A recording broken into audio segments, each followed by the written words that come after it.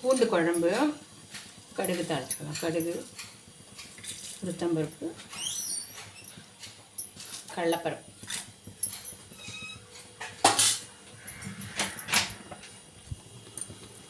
மஞ்சப்பொடி,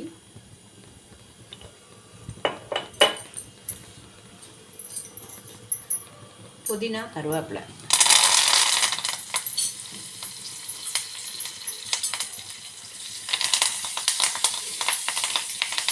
லேசாக வதங்கினதும் கட் பண்ணி வச்சுக்கிற தக்காளி,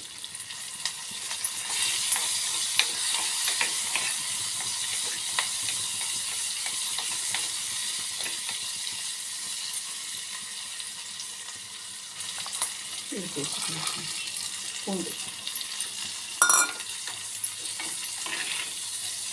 இது நல்லா வதங்கட்டும். பூண்டு நல்லா வதங்கிட்டு இப்போ கரைச்சி வச்சுக்கிற புளி,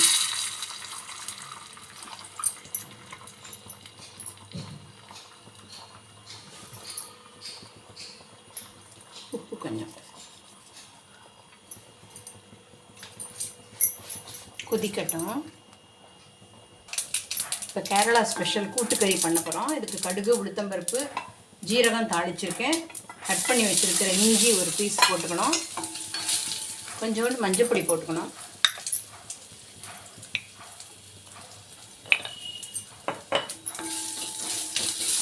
வேக வச்சுருக்கிற பீன்ஸ்,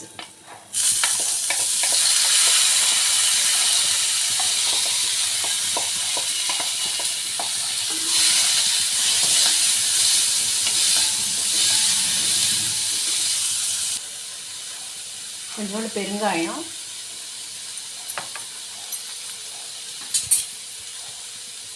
கருவேப்பிலை,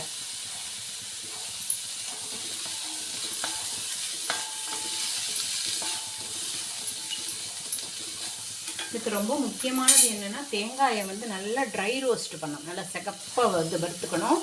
அதுதான் ஸ்பெஷல் டேஸ்ட்டே இதுக்கு கொடுக்கும். முடித்ததுக்கப்புறமா தேங்காய் அதில் விடுத்து. இதுதான் கேரளா ஸ்பெஷல் கூட்டுக்கறி. தேங்காய் எண்ணெய் போட்டால் ரொம்ப டேஸ்டியாக இருக்கும். தேங்காய் எண்ணெய் உங்களுக்கு பிடிக்கலை அப்படின்னா எனி ஆயில் நீங்கள் எது யூஸ் பண்ணுறீங்களோ குக்கிங்க்கு அந்த ஆயில் யூ கேன் யூஸ். இதனுடைய டேஸ்ட் இது பண்ணுறது இஞ்சி அண்டு அந்த ரோஸ்டட் கோகோனட் தான். செஞ்சு பாருங்கள், கமெண்ட் பண்ணுங்கள்.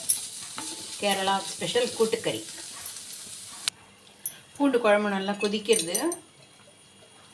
இப்போ குழம்பு பொடி கொஞ்சம் காரமாக இருக்கணும், அப்போ தான் டேஸ்ட் நல்லாயிருக்கும்.